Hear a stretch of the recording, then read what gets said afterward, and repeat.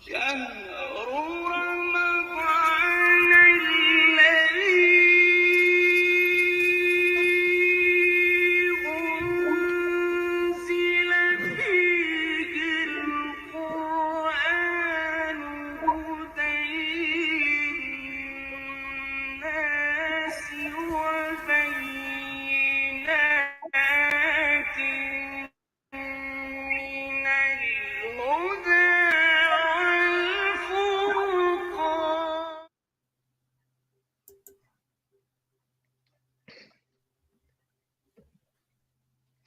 Assalamu alaikum wa rahmatullahi wa barakatuh. I'd like to say salam to everybody that's tuning in on the stream. I'd like to say salam to obviously Imam Bachir and Imam Ibrahim Khadr. And so Imam Bachir, would you like to say anything before we begin the introduction? Okay, Bismillah, Alhamdulillah, wa sallallahu wa sallam wa baraka ala Rasulillah, amma ba'd. Assalamu alaikum wa rahmatullahi wa barakatuh. This is the fourth session, which since we started a few sessions with different imams from different states in the country. Today we are going to have a special guest with us, and inshallah he will benefit you a lot, especially in the matter of Ramadan and how can we recharge ourselves in different aspects, in our mental, spiritual, and our physical. And the interviewer is special youth and from our community, Brother Hamid. He's originally from Afghanistan, mashallah, the land of mountains. And he is here in high school, in his final high school. He's so good speaker. We among the youth here in the masjid, we welcome him and welcome Imam Ibrahim to join us, inshallah, today and to deliver their talks. Go ahead. Okay. As Imam Bashir introduced me, I was actually born in Russia and raised in Russia, Moscow, and my lineage stems from Afghanistan, and my parenthood is from there. So I am Russian and Afghani, and with our speaker, Imam Khadr, he's actually raised in Charlotte, North Carolina, and he has many degrees. He has a bachelor's degree in Sharia from the Islamic University of Medina, and he has many experiences with speeches and talks. He has talked in many masjids and led tarawih, and he's done other things for the youth. And so inshallah we'll try to begin here with our talk. So one of the first questions we have for you, Imam, is one of the things is how do we be mindful of others during this blessed month without trying to overreach our own good deeds? بسم الله الرحمن الرحيم والصلاة والسلام على رسوله الأمين وعلى آله وصحبه أجمعين جزاك الله خير. Being mindful of others when you're doing your good deeds, part of that, the most important part is sincerity. So mindfulness of others is a secondary issue that comes after the primary one, which is focusing on your sincerity, your relationship with Allah subhanahu wa ta'ala. And so, when a person performs his siyam, when a person performs his qiyam, his tarawih, when a person is giving in zakah, a lot of people like to give zakah, they have to wholeheartedly dedicate that to Allah subhanahu wa ta'ala. And part of the wisdoms of siyam is that you're letting go of the things that weigh you down in this dunya. And one of the things that people love the most is food, right? Everyone loves taking pictures of their food. Everyone loves talking about different types of dishes, different types of recipes. And so it's one of the weaknesses of men, right? They say if the easiest way for a man's heart is his stomach, right? So we overindulge in these luxuries and these delicacies that we're trying to eat and consume all the time. And by letting go of that, we're letting go of what we want, of the things that we crave, of the things that we desire. We're letting go of that temporarily, lifting ourselves off of this physical plane, if you would, and connecting with Allah subhanahu wa ta'ala by unburdening ourselves with that fitna. So once a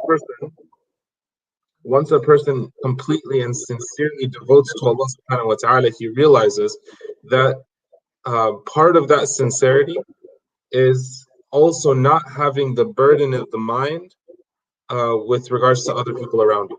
And so a sincere person actually focuses his ibadah in private, because he does not want his mind to be focused on, are people watching me? What are people saying about me? What are other people doing in their ibadah? How are other people doing their ibadah? It doesn't bother that person. Rather, the person in their sincerity, he secludes himself because they want that intimate moment with Allah subhanahu wa ta'ala directly. And so it really all goes back to sincerity. There are other factors, obviously. So when a person is, everyone has relationships. Someone's a father, someone's a son, someone's a brother, someone's a cousin, right? And these relationships, they build what we frame to be our world. And if that world is in shambles, right, we have bad relationships with people around us, how are we going to be able to focus on our ibadah if we're constantly worrying about these issues and these fights and these back and forths that happen between family members and loved ones, and the drama that occurs before Ramadan? So the key also to having a sincere fast, and a fast that is very accurate and it's connected to Allah subhanahu wa ta'ala, is by overcoming those differences, overcoming those issues, erasing them, deleting them basically, and moving on from them, either forgiving or asking for forgiveness. In Ramadan, you'll have that clear conscience that you've done your part and you're able to focus on your ibadah more. Okay. Yeah, actually, you mentioned two things which lead into a couple of my questions, and I'd like to expand on this one first. Is what is the true reason we fast? Because I know a lot of people have this misconception of us fasting as to try to experience the pain of the homeless, but I've heard many talks and things. I would like you to expand on this and tell me if I'm wrong or not.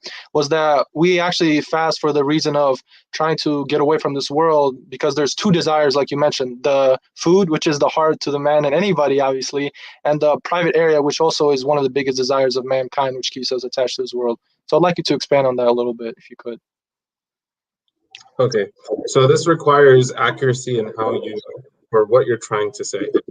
So there is a maqsad, or a reason of the goal that you're trying to achieve.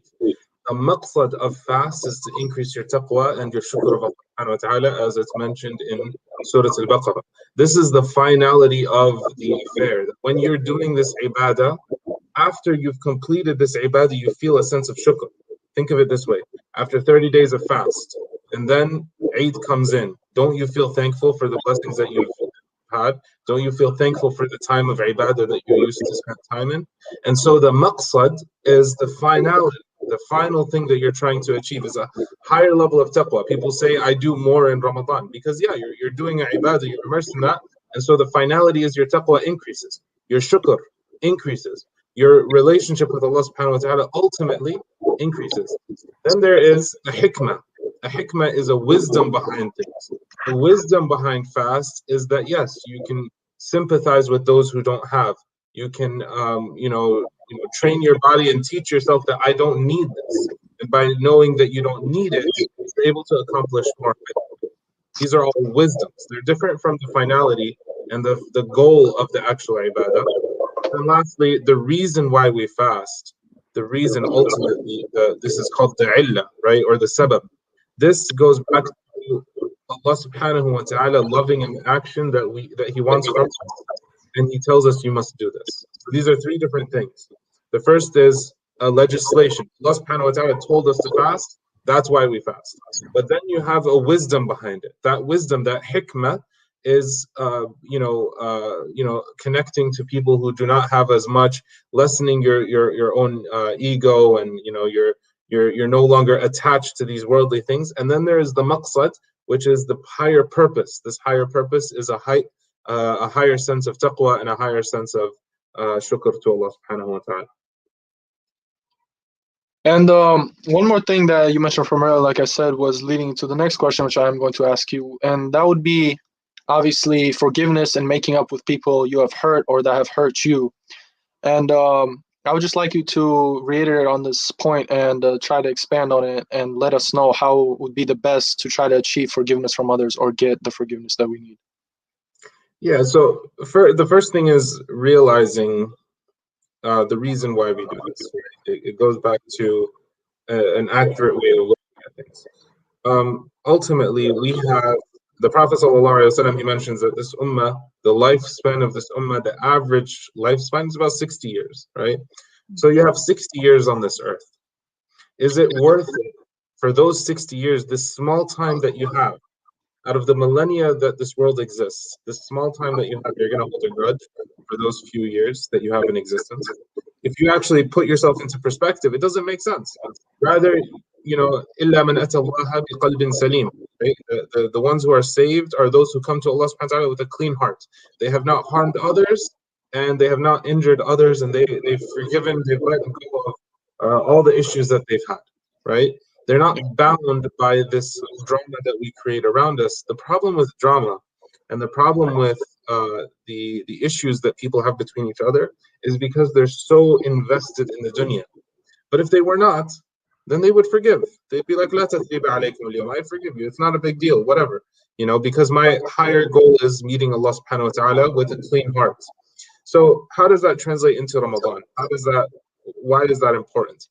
Because when we get into issues with family members or friends or business partners, whatever it is, right? And we're over invested in this dunya, we get too defensive. And when we get too defensive, we make mistakes.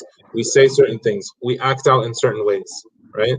And in that moment, we've portrayed something that we should not be.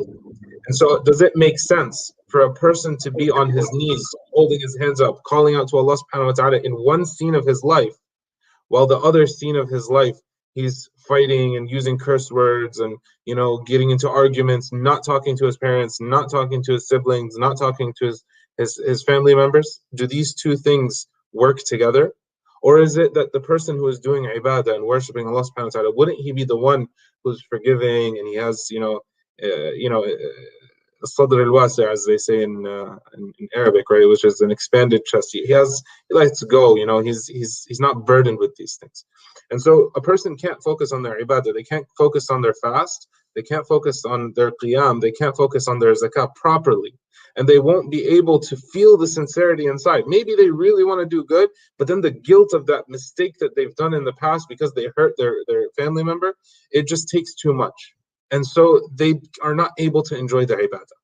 But if a person is pure from those things and they've forgiven and they've asked for forgiveness and they let bygones be bygones, then they won't have this sense of distraction during their ibadah. They'll be able to focus more. They'll be able to accomplish. More by doing that, by lifting themselves from that burden. So actually, this what you mentioned kind of reminded me of this very famous hadith that I listened to or heard like earlier. I don't know if it's from Bukhari or Muslim, but many people haven't heard of it, which would surprise me because I think you would know about this and correct me if I say anything wrong.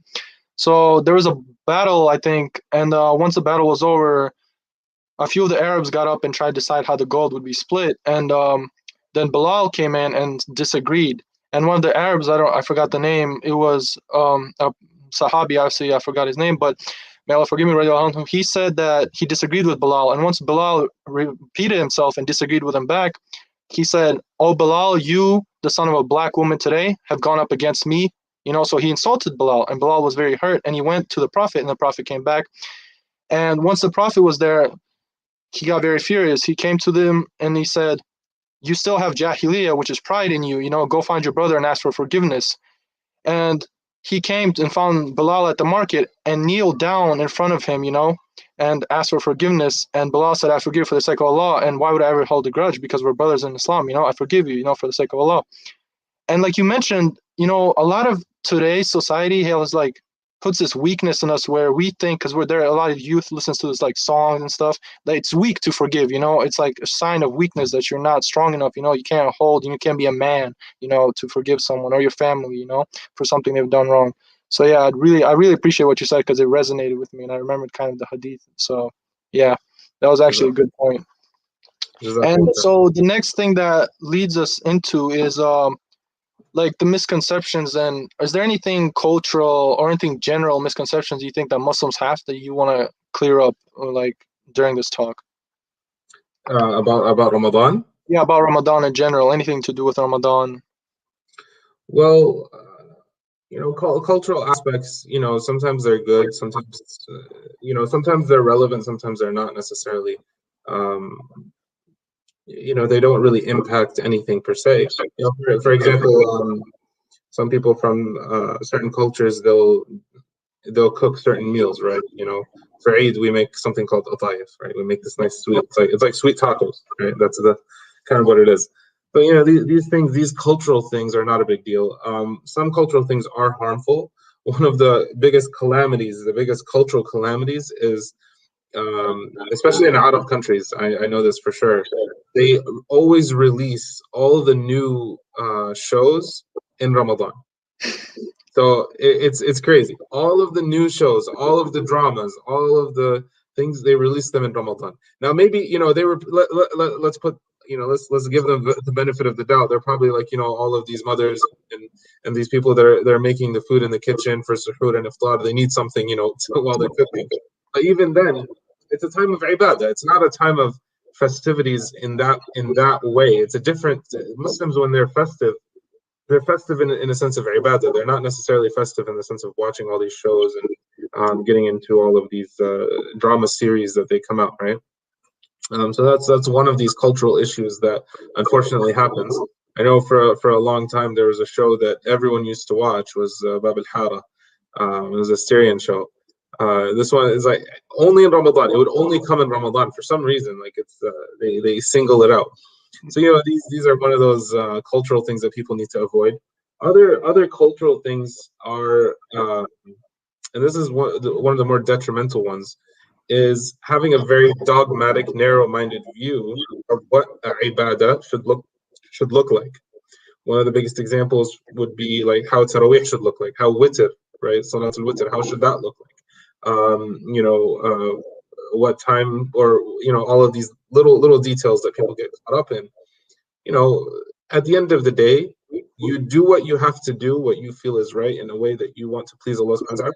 And all of these things they have opinions on. The scholars have mentioned, alhamdulillah, it's not something that's going to ruin a person's religion or ruin a person's intentions or anything like that.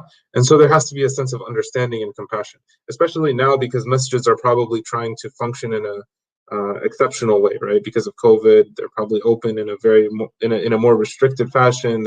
People are distant from each other. They're probably praying quicker or whatever it is. It's important not to get caught up in these little details and to focus on a person's ibadah without overstepping into other people's opinions and other people's styles of worship. And so this is a cultural thing. Unfortunately, they've turned a religious thing into a cultural thing and made it black and white, where it must be or it must not be. Unfortunately, that's not the case, right? So this is one of the things that I would advise the communities out there, is to have understanding and to have a sense of forgiveness and a sense of compassion for the believing brothers and sisters. Answer to the question, and that leads me into kind of these two next things, like you mentioned, ibadah and staying into your own, not paying attention to others, and like, having worship, because it's like it's one, but people have made it several, and through cultural, aspect, try to make it different for everyone and try to look at it bad or good as one side or the other is, better or for worse.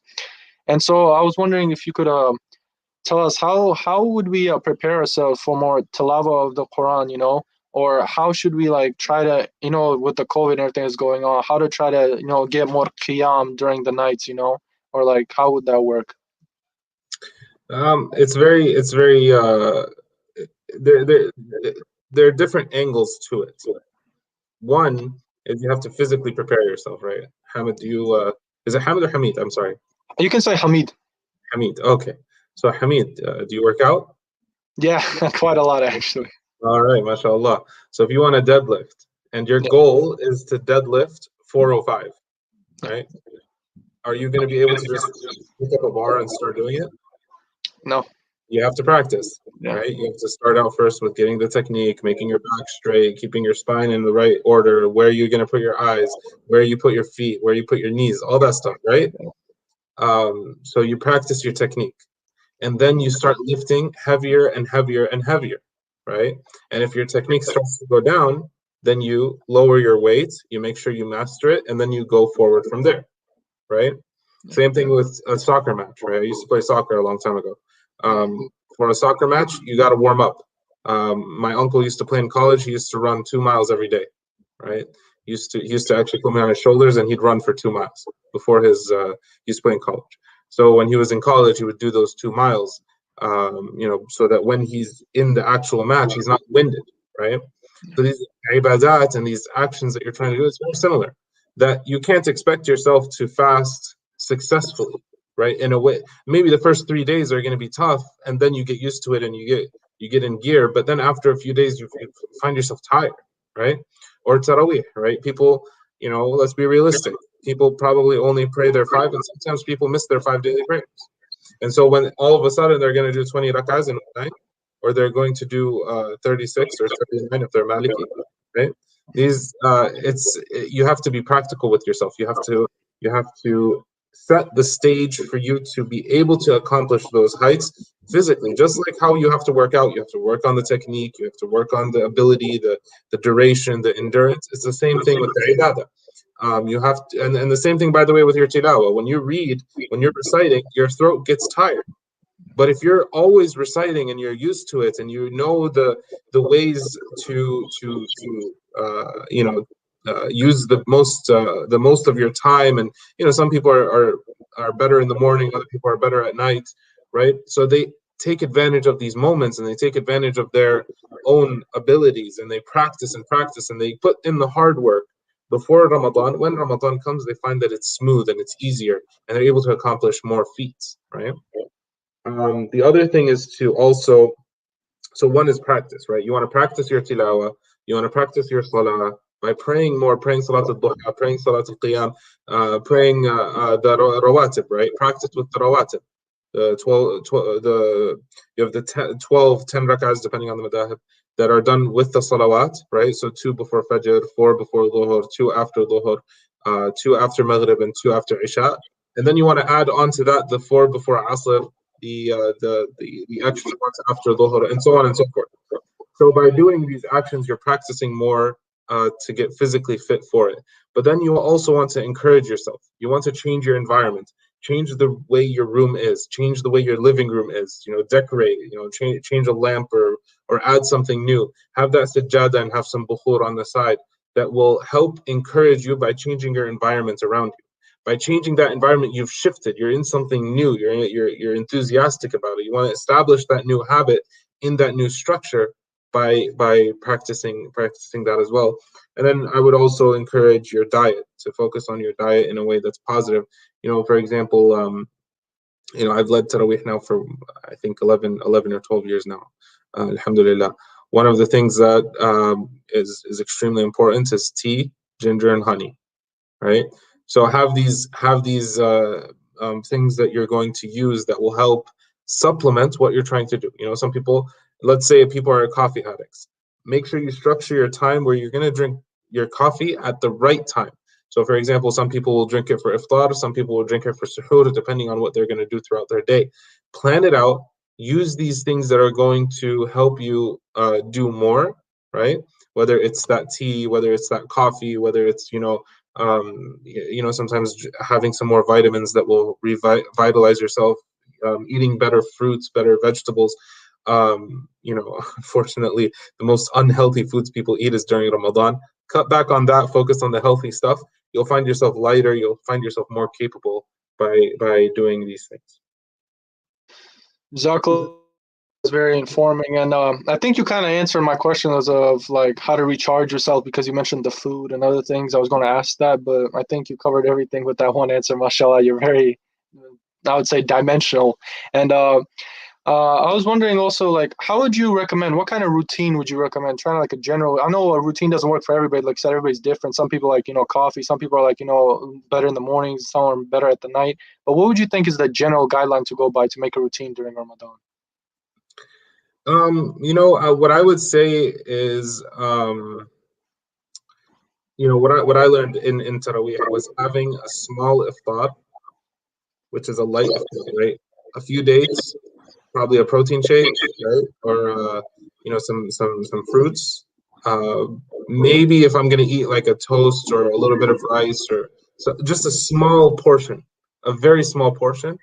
Because when you eat a lot after not eating, you get weighed down, you get tired, you get sleepy, and then you want to drink more coffee, and then you're just kind of just piling things on top of each other, right? So start light.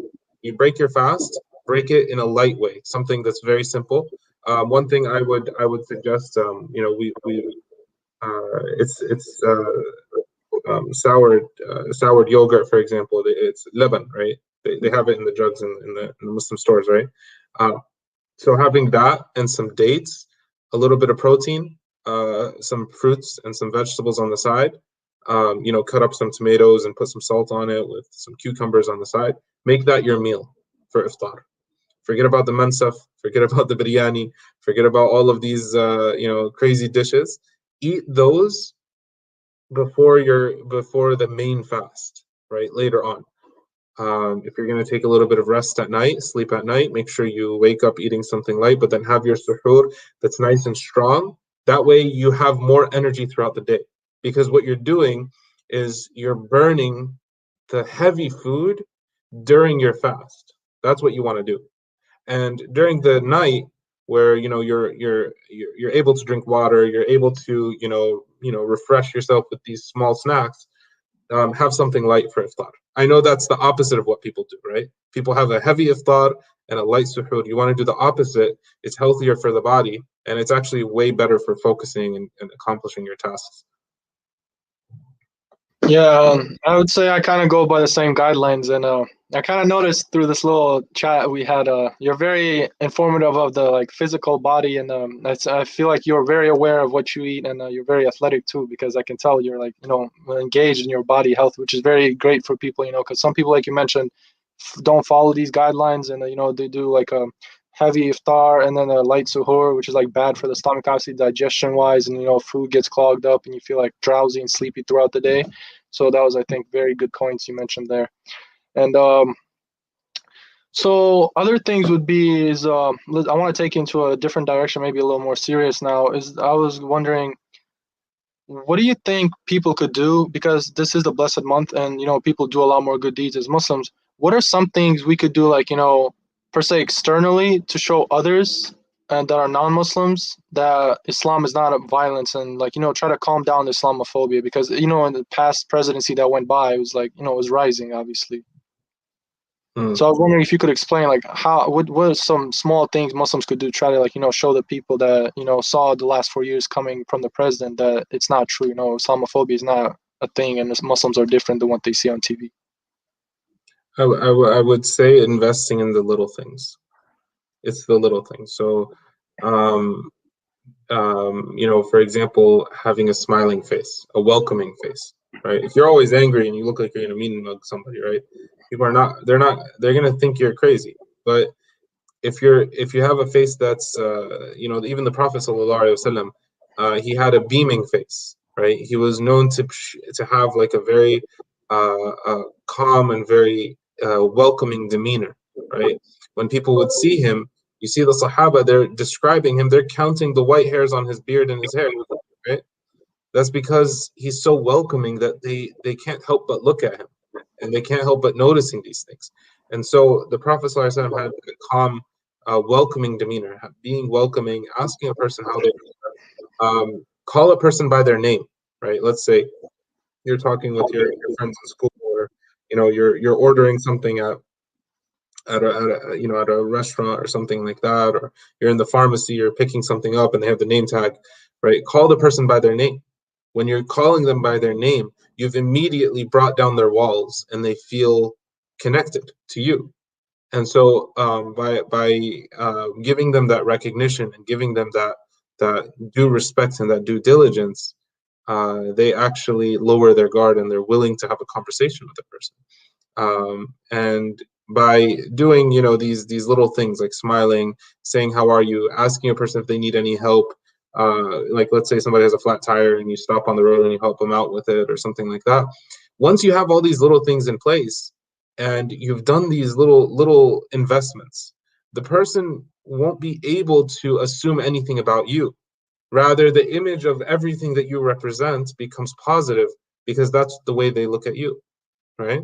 So make that exposure that they have a good exposure, and this is the best da'wah that you can ever have. Then when they're able to feel that they can connect with you, that's when you can talk to them and you can open the doors of, calling them to Islam and stuff like that. These other techniques, usually, unfortunately, people jump the gun, right? They go straight into talking about da'wah and polemics and trying to, convince the other person. It doesn't work like that. You have to establish a personality. You have to establish, this sense of familiarity, this sense of welcomeness with the person.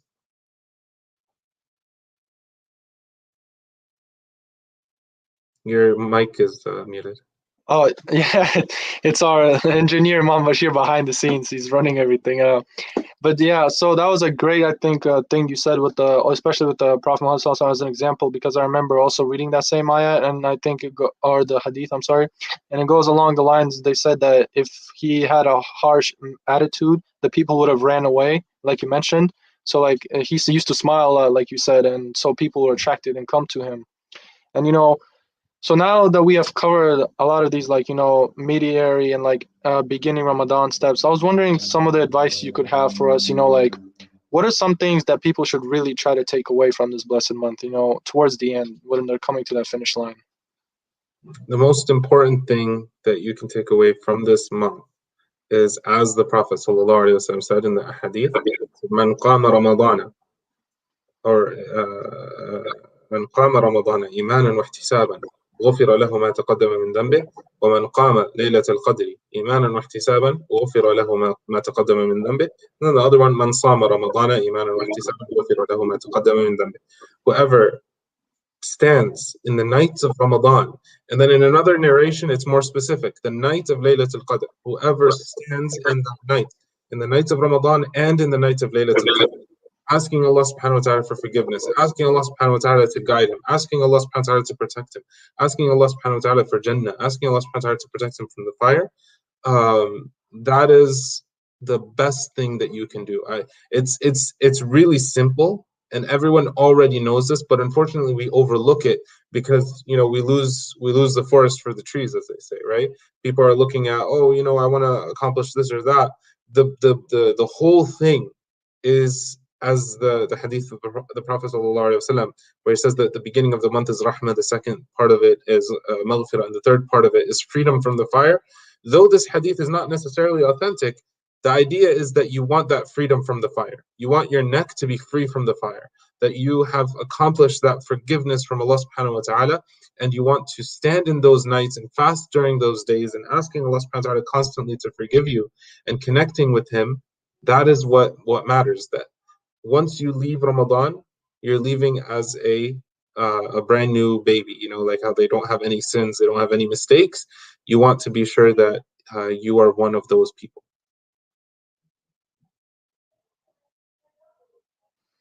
Jazakallah.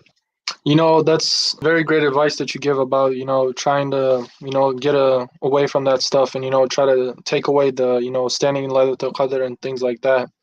And so that leads into the habits that we talked about earlier, developing them during the month of Ramadan. And then how would you keep those habits? Because personally, I know that what I've learned is it takes a month to keep a habit. So once it's in Ramadan, we've developed the habits. How would you suggest people try to keep those habits, those good things they've developed? So remember when I mentioned environment? Right? Yeah. By having an environment, you're able to recreate those actions because it stimulates you on the inside that you want to do that thing. You want to repeat that action. So let's say, for example, a person, they've never recited the entire Quran before, but they really want to do it in Ramadan. The first step would be and they want to make it a habit that they do after Ramadan as well, which is great. So how do they do it? The first thing that you want to do is know yourself. You want to know the things that you're good at. You want to know the things that you're weak at. When are the times that you're energetic and when are the times that you are not? People are different. They're like birds. You have night owls and you have early birds, right? Some people, they must function when everything is dark and everyone is sleeping. Other people must function after they've slept and they woke up and they prayed Fajr and they can't go back to sleep afterwards. You have to know yourself. You have to practice, and that's going back to practicing before, right? Because you start to naturally realize, oh, wait a minute, Asr is my prime time, or Maghrib is my prime time before Taraweeh, or after Fajr, that's the time where I really do the most. right? Everyone is different. You have to know your skill set. You have to know your talents. And so by knowing yourself and knowing the way that you can accomplish things in the times that your body functions at its best, that's the first step. The second step is to have a realistic expectation of what you're going to accomplish. Don't overburden yourself and say, I'm going to finish the Quran 10 times. And then you're on the first day and you're like, oh my God, I could barely finish 2 pages, right? Because you haven't trained yourself. It's not that you're never going to read the Quran 10 times. May Allah subhanahu wa ta'ala allow it. It's possible. It's completely possible. But you haven't trained yourself properly. You set yourself up for something that you can't necessarily accomplish in that moment. You have to build in a way that is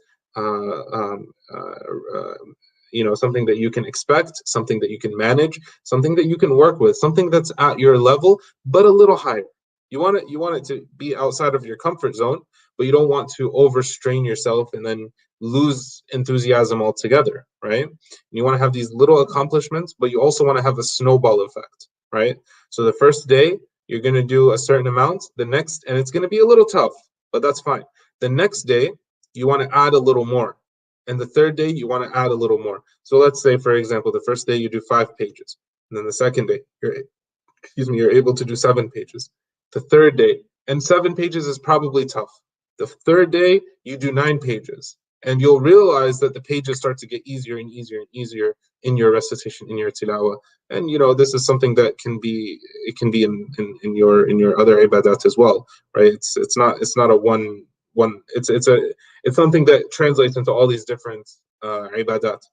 And so by putting yourself out of the comfort zone in a way that's just a little bit, and not something that weighs you down and you lose enthusiasm entirely. And so this is the from a practical sense, this is what I would suggest. And then educating yourself on the reward. Why do we read the Quran so many times? Because after a person completes the Quran, his dua is mustajab. There are so many letters in the Quran. Each one gives you hasanat and it erases your sayyat. In al-hasanati yudhibna sayyat. The good deeds erase the bad deeds. And then not only that, the hasanat are multiplied by 10. And in Ramadan, they're multiplied even more. And so there's a treasure trove of reward that you can attain by doing something simple like reciting the Quran. And so by learning more about it, you can optimize your enthusiasm and your encouragement for doing that one ibadah. So yeah, and you mentioned rewards, and a lot of people. I know you mentioned a lot of spiritual rewards. By for good deeds and all that. But I think a lot of people, because they're very astaghfirullah, may Allah for take us away from this and not make us one of those people. But a lot of people, they see materialistic things and are blinded by this world, and they don't realize that fasting, especially to outsiders, not Muslims in general, I would say, they don't see that there's also medical benefits, So I was wondering if you could cover some of the mental, physical benefits of Ramadan, because I know it's not only spiritual. Like I know there's detoxification of the body, which is one of the biggest physical benefits to our fasting. And also I've seen a lot of, cases linked to less depression in Muslims than other people because of Ramadan, because it lessens the, stress and everything. You feel a lot more relaxed. So I was wondering if you could cover, some of the medical benefits too, to let the people know and the viewers, there's not just spiritual benefits to Ramadan. Yeah, there definitely are medical benefits. I'm not a doctor, so I can't I can't give all of the detailed medical benefits. I'll say it like this: your body was made to do certain things, to accomplish certain tasks. Right? It's not necessarily natural for people to be able to eat meat at such an abundant way so commonly, right? It's not the actual default. The whole, if you look at the world today and how, sorry about the train, if you look at the world today and the supply chain and how things are done in this mass manufacturing and the way things are farmed and supplied throughout the world, this is not natural. This is very new. This is not what people normally used to do. Rather, people normally used to eat meat once every 3-4 days, right? Because it was so scarce. It wasn't something that they would do all the time, right? So you realize that the body has a capability that it can accomplish certain things. But then when you cut off those accomplishments that it's meant to do, right? And it's unnatural, for example, for the body to just sit on a desk in a chair and type on a computer and look at a screen all the time. It's not necessarily the default of what the body is meant to do. That's something that's unhealthy, right? What's unhealthy is also consuming a certain amount of food in such a way that is not normal, right? So by doing these abnormalities, you're weighing yourself down. Once you cut them off in Ramadan, especially, you're actually able to realize that, oh, my body can actually accomplish so much more. I don't necessarily need to eat I can actually cut off eating for 12 hours and I can survive. Rather, I learned that I thrive, right? That, as you mentioned, detoxification, right? The body starts to purge out all these toxins that are in the digestive system, that are in the intestines and stuff like that. So, there are definitely many medical and holistic benefits of fasting that we can always research. But I'm not a doctor to give any other specific answers. Yeah, inshallah. To add to that, if anybody is a doctor and is more interested about the physical benefits, I have a book you could read. It's Omnivorous Dilemma, and it talks about how the food is mass produced, like Imam mentioned, in the very gross ways that this generalized American Western way of making food is, and it's not natural. And one of the things that Muslims have the pleasure of doing is when we sacrifice animals, and that is something that allows our body to kind of digest and take in new types of sources of protein which are more clean. Because, for instance, when we go to a small farm and we go sacrifice the sheep, that sheep was fed grass per se to the corn or mass produced cows that are stuffed with other cow meat, which is one of the things you'll find out if you read the book that I mentioned earlier. And so, to reiterate, there's many benefits. There's mental, physical, and spiritual benefits from Ramadan, not just the spiritual side, because I know a lot of the youth is like, spiritual side, and they get bored. But guys, there's more to Ramadan than just spirituality. It also helps this world too. And so with this, I would like to ask Imam Bachir if he has anything to add to our conversation, because I know he's been in the background waiting and probably has things to say. Imam Bachir, would you like to come in and add anything? Okay, I'm here. Yeah, here we have Assalamu alaikum warahmatullah, everybody. So we have few questions from different three brothers and sisters here. Would like Imam Ibrahim to shed some light on these questions. That's the first one. If you can go by that would be great. Okay, I will read them out. And what are some strategies or route lines someone can do during the month of Ramadan to last with them afterwards? Means how to create a momentum and to keep it on after Ramadan. What's the strategies and some tips maybe? I would say take one thing, one simple action that you want to establish as a habit in Ramadan, and you intentionally want to take it after Ramadan. Think of Ramadan, if that's the case, that you want to practice it and perfect it and do it to the best of your ability, that after Ramadan you're going to accomplish it as well. Let's take an example.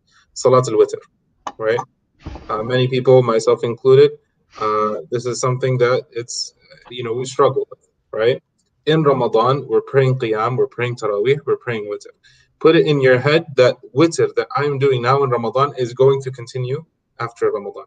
Another example is finishing a Khadr, right? In Ramadan, you realize that you can do it, and you're doing a juz'a every day, which, for example, would be reading 4 pages after every salah, right? That way you finish a juz'a every single day. And by completing, something simple like that, 2 pages before the salah, 2 pages after the salah, you've done the juz'a in the day, you've done 30 juz'a in the month, you realize, oh, I can do this after Ramadan. You make it a point that I'm going to do it in Ramadan so that I can do it after Ramadan.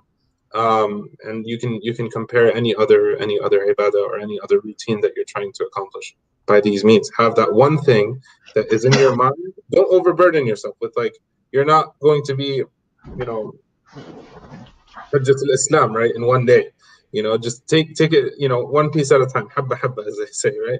Have that one thing, you want to accomplish it, you make it the practice in Ramadan, and it's going to be the thing that you're going to take with you after the month, inshallah. This point is so important, to chunk them, whatever you want to do, down, and to take one piece at a time. and don't burden yourself. The Prophet ﷺ, he mentioned in one of the beautiful hadith, he said, إن المنبت لا أرضا لا ظهرا أبقى ولا أرضا قطع. Like a person who is riding a camel or riding a car, speeding up so fast. This person may get an accident on the road, or may the police will stop him. And you know, when the police stop you when you are fast speeding, he will keep you in the car for an hour and a half. And if you ask why, I'm searching your records. And that's, they teach you just a lesson how to drive the right way. So that's the thing. The Prophet said, if you be so hard on yourself and you try in the first time, please, step by step. That's why Islam came, in stages, and turning people and changing people gradually, not like one shot, one time. So we have another question here from one of the sister, Amira. She is the one who ran one of the sessions before. Actually, I'd like to, Imam Bashir, if you don't have anything, could I add something to what you said earlier? Sure, go ahead. What the step by step is, I know there's another hadith that was mentioned, is the Prophet, like, he always took the easier path for the Muslims, and with the prayers, the 5 daily prayers, as you know, Imam, it was not always going to be 5 daily prayers. It was actually more than that. But then the Prophet went back and back and back, and bargained for us to make it easier, because he knew that we, the sons of Adam, are very unreliable, as it says in the Quran, and we don't stick to what we say. So, like, Islam is a very easy step-by-step religion. So that's why, like Imam's mentioned, you should try to, try to go step by step and not dive in right away and try to, deter yourself from it, because it becomes too hard all of a sudden. And this one also, it's so important for those who revert to Islam. I'm saying that because we have some cases. Recently, I don't know what happened. One of the brothers, some other states, I hope, inshallah, he will come back.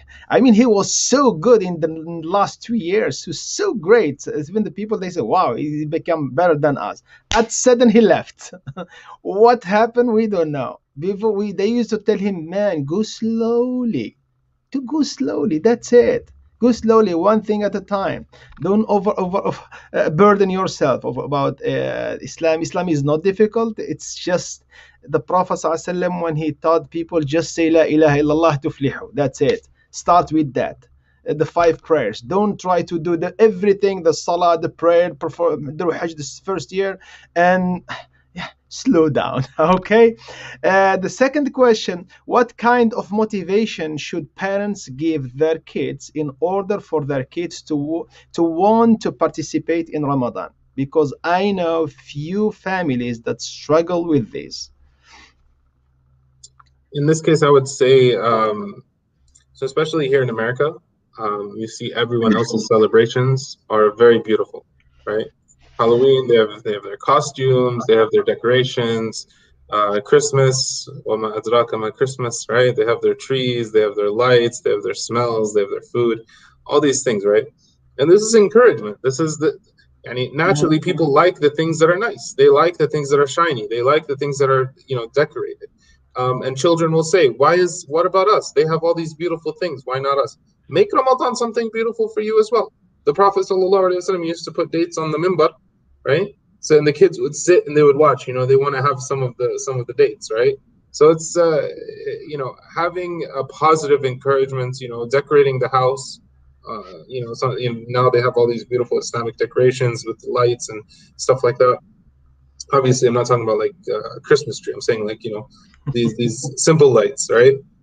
Having these decorations. One of the things that as a child, when I grew up, and it was something very beautiful for me, was my father, he used to put the TV and he used to put the Medina channel, and so we would listen to Quran and it would be playing, or if it's on mute, at least we see Medina or we see Mecca, right? We're changing it's a different celebration, right? You yourself as a parent have to be positive. You have to show that you're happy. The Prophet ﷺ, when Aisha radiallahu anha describes the last 10 nights, right? He used to tie his belt and he used to liven up the nights, right? He used to wake everyone up. He used to be excited, right? When a person is excited, he says, "Yo, yeah, this is the time. This is the time of Qiyam. Yalla, everybody join. Let's do this." And he's happy and skippy and he's joyful about it. It's attractive to everybody else, and they're like, "Okay, let's do it." And so you have to have this sense of happiness. If you come in saying, Yalla, you have to pray as a chore, the kids, they're going to be like, okay, fine, I'll just do it, get out of the way. But when you show and you're exhibiting a positive way of approaching it, they'll feel like it's, that they want to participate in it, along with the environment that you've established. It's beautiful and it smells nice. You have the bukhur, you have the scents, you have the food. Even if you have some things on the side, some sweets on the side, if you're praying tarawih at home or praying qiyam, after 2 rak'ahs, you take a bite, right? And then you pray another 2 rak'ahs. You talk a little bit about the ayat together. What does this mean? What do you think about this? By having these conversations and being positive with one another and having these little encouraging things, it brings the best out of people and out of our family. I think that was very good because as a youth, especially that grew up, and because I was born and raised in Russia, and mashallah, there's over 20 million Muslims there, way more than in America. And like you said, making it beautiful was one of the things, when you said that, it was like a spark, because I was like, that's one of the biggest Western countries, it is the biggest. And there, the Muslims would make it like kind of like a celebration almost every day, because there's so many Muslims. They'll be like, oh, let's go do this, go ride carts, together, all Muslim brothers. And I think, I don't know about here, because here it's like very dull, it's not as big as a Muslim community. Inshallah, hopefully grow one day, But I don't know how it is in Chicago. So like, do you guys do like kind of like lighting up the day, try to make it better, like, as a celebration all the time? So, because I think you guys have a bigger Muslim community for sure over there, right? Yeah, I mean, I'm not originally from Chicago. I've only been here for 2 years, but and one of those years was COVID. So I don't really have a good, I don't really have a good, perception of what it could be. But I've seen good things at the end of it. But it's all about the home, it's all about what you do in the home. That's what you can control. That's what you want to focus on.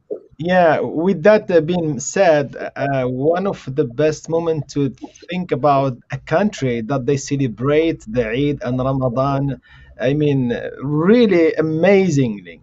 Malaysia, subhanallah, the whole month of Ramadan is a celebration. The whole city, they put all different kinds of banners, lights, beautifying the whole, and the house too. They redecorate the whole house inside, and that was great, actually. And they celebrate the Eid after that, like 2 months till the Eid al-Adha. The whole 2 months are celebration, which is good. And they really, when they have a very beautiful song about Hari Raya. Oh, beautiful song, Hari Satu Hari Raya. It means the Eid al-Akbar is one day, is that Eid.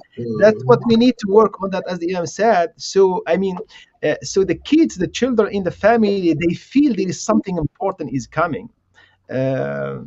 The next question, okay, how to encourage teenagers to pray Taraweeh at home, at least at home, because we have the prayer at the Taraweeh at the masjid this year.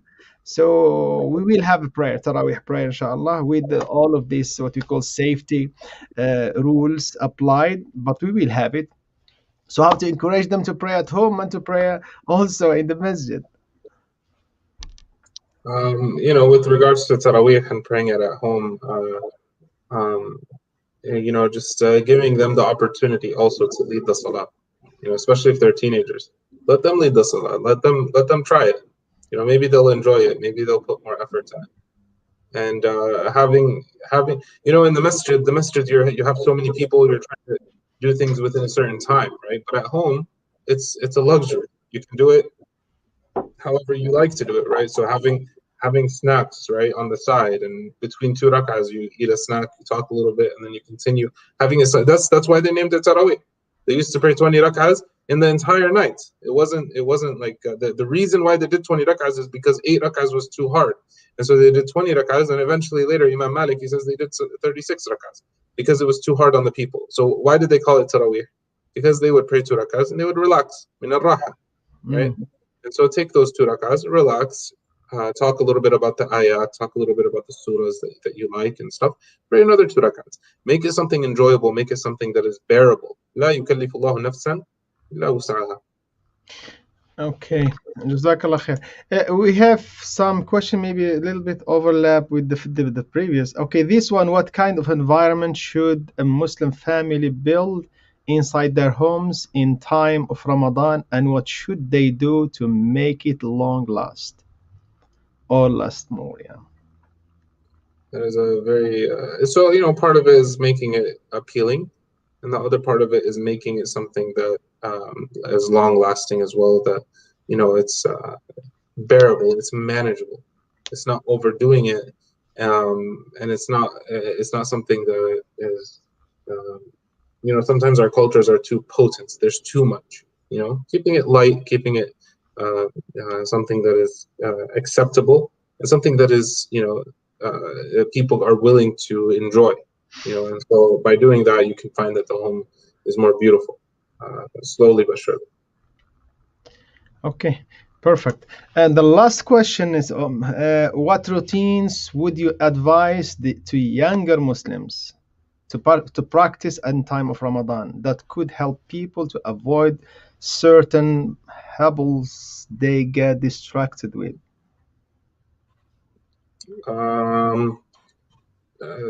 I think she meant hobbies. Hobbies, yeah, it looks. That's why I was going to ask, what does mean that? Hobbies, yeah. Yeah, Imam Bachir, he's a very Yeah, literal habit leader. like habit, uh, okay, hobbies, yeah, that's hobbies. Um, the best routine, honestly, is to have a small portion that like a wird that you want to do in every day. Like for example, adhkar al-masa, right, or adhkar al-sabah after fajr. So you pray fajr together. You do adhkar al-sabah. It takes 10 minutes. You do the dhikr together. You recite the ayats that you want, the portion that you want, which is 2 pages, 5 pages, one juz'ah, whatever it is, right? Have that portion by establishing that routine. You want to reward it. Obviously, dunya is the life is it's day and night, right? There's sometimes times of ibadah, and there's other times that a person has to have fun. Don't imagine that these people, these young children or these youth, are always going to be in a state of ibadah. That's impractical. Let them have a sense of certain things that they can enjoy, that they can release any stress or any distraction that's organized for them. Let them have that time, whether it's playing ping pong. There was one masjid I used to lead at Tarawih. We used to play ping pong. So we used to play ping pong after Tarawih. We would have some food, and then we'd have qiyam, right? So have something that you can enjoy, something that is that a person can feel revitalized, and then also have a structured ibadah that you want to do and you want to accomplish.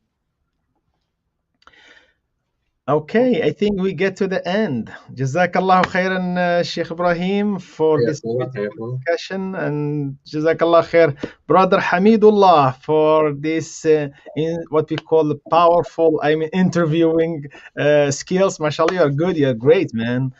Exactly, Imam Bashir. I'd like to thank Imam Ibrahim for coming on again, and I'd like to thank you for inviting me to be an interviewer. I kind of went broad. I don't know if I threw you off a little bit. I try to go broad, try to wrap the whole Ramadan, And so yeah, thank you guys, and assalamu alaikum to everybody that tuned in, and assalamu alaikum to you guys. Jazakallah khairan, jazakallah khairan. Let me put this one.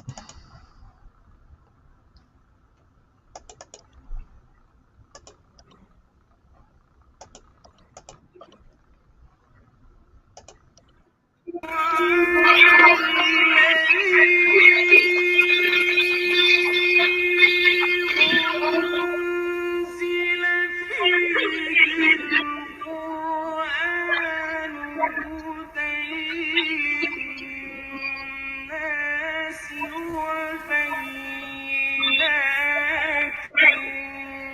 من الهدى